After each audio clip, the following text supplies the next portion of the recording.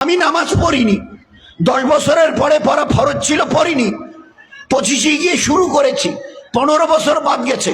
এ আল্লাহ, আমি তওবা করছি, মাফ করে দাও। This is the system of doing tauba. This is the system.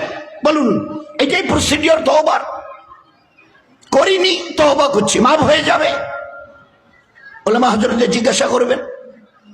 15 বছর পড়নি, এই 15 বছরের উমরি কাজা আদায় করে তারপরে তওবা করব। ফরজ রোজা এই যে কদিন আগে গেল 5টা করিনি, এবারে 6-এ শুরু করেছি। এ আল্লাহ, 5টা রোজা করিনি, ভুল হয়ে গেছে, মাফ করে দাও। হয়ে গেল। দিস ইজ কল তওবা।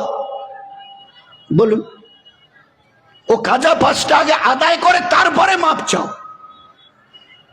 ইলমের অবস্থা ওই। এ প্রত্যেকের জন্য ইলমে দ্বীন শিক্ষা করা ফরজ, ফরজে আইন। না শেখা গুনাহে কবিরা, উম্মতের জাহালাত, আযাব এবং অভিশাপ। কত বড় ফরিজা! নামাজ ফরজ 10-এর পরে, 10 বছরের পরে। রোজা ফরজ 10 বছরের পরে। হজ ফরজ মালদার হওয়ার পরে। যাকাত ফরজ মালদার হওয়ার পরে। ইলমে দ্বীন শেখা ফরজ জন্মের দিন থেকে। উতলুবুল ইলমা মিনাল মাহাদি ইলাল লাহাদ।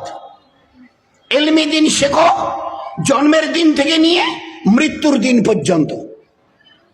দেয়ার is no any system of age. আমি নবী বয়সের কথা বলতে আসিনি। 50 পর্যন্ত শিখবে, 70 হলে তারপরে আর বাদ দিও, 90 হলে তো আর দরকারই নেই।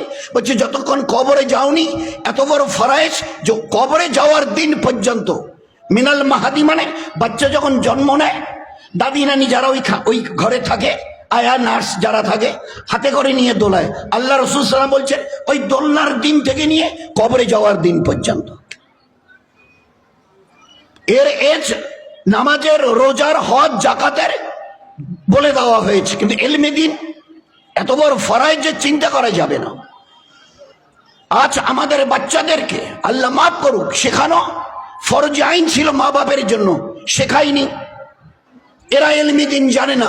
তো ইলমে দ্বীন যদি না জানে, আমালে দ্বীন তো হবেই না। ইলমে দ্বীন, দ্বীনের উপরে কি করে চলতে হয় আমি জানি না।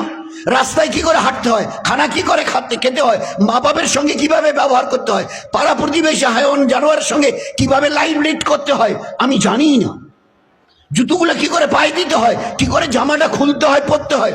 আমার পায়ের নখ থেকে মাথার চুল পর্যন্ত পুরো আমার লাইফটাকে, পুরো লাইফটাকে দ্বীন দিয়ে ঢেকে দেওয়া হয়েছে।